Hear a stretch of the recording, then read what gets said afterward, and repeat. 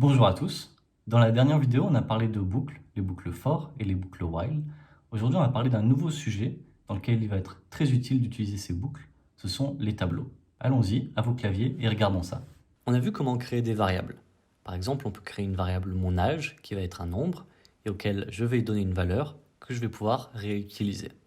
Aujourd'hui, on va parler de tableau ou array en anglais.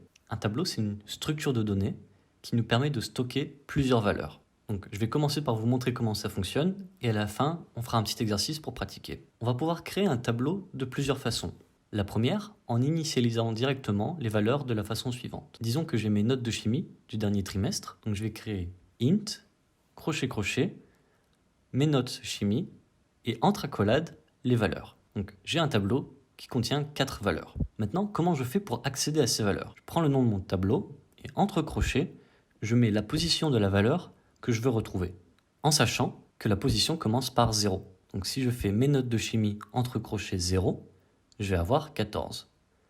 Si maintenant je mets 1, je vais avoir 16, et ainsi de suite avec 2 et 3. Cette position dans le tableau, on l'appelle aussi l'index. Mais qu'est-ce qui se passe si j'utilise un index qui n'existe pas dans le tableau? La position 4, par exemple, n'existe pas dans mon tableau. Donc si on teste, on a une exception. Une exception en Java, c'est basiquement une erreur.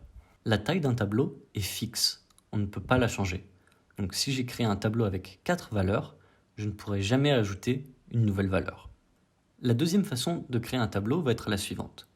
On va créer un tableau avec mes notes de maths, mais pour le prochain trimestre. Donc je ne connais pas encore les valeurs que je vais avoir, mais je sais que je vais avoir 4 notes. Donc je peux créer un tableau qui va contenir 4 valeurs. Et vu que je n'ai pas initialisé ces valeurs, j'ai un tableau qui contient 4, 0. Si je regarde la valeur qui se trouve à la position 0, j'ai 0. Ça va être pareil pour les autres positions. Mais je peux modifier ces valeurs qui sont dans mon tableau. Pour cela, comme une variable, je donne le nom de mon tableau, entre crochets la position de la valeur que je veux modifier et sa nouvelle valeur. Enfin, une fonctionnalité qui est très utile quand on utilise des tableaux, c'est de retrouver la taille de mon tableau. Donc pour ça, je vais mettre le nom de mon tableau, .length, et comme son nom l'indique, ça va nous donner la taille de notre tableau. Donc note de math.length va nous retourner 4. Je vous propose maintenant de faire un petit exercice pour vérifier que vous avez tout bien compris. L'exercice, ça va être de calculer ma moyenne de chimie au dernier trimestre. Donc pour faire ça, vous avez besoin de ce qu'on a vu aujourd'hui et de ce qu'on a vu la dernière fois sur les boucles. Vous pouvez mettre la vidéo sur pause, essayer de le faire par vous-même, et après je vous montre comment faire.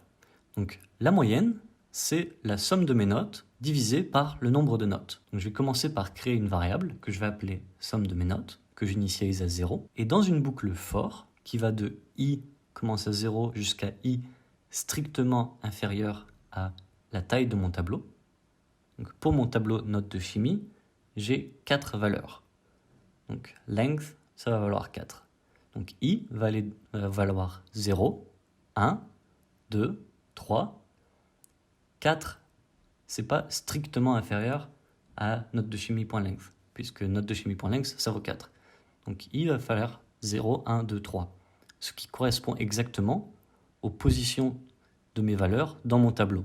Donc j'additionne ces valeurs, et à la fin, je divise par le nombre de notes que j'ai, et le nombre de notes que j'ai, c'est en fait la taille de mon tableau.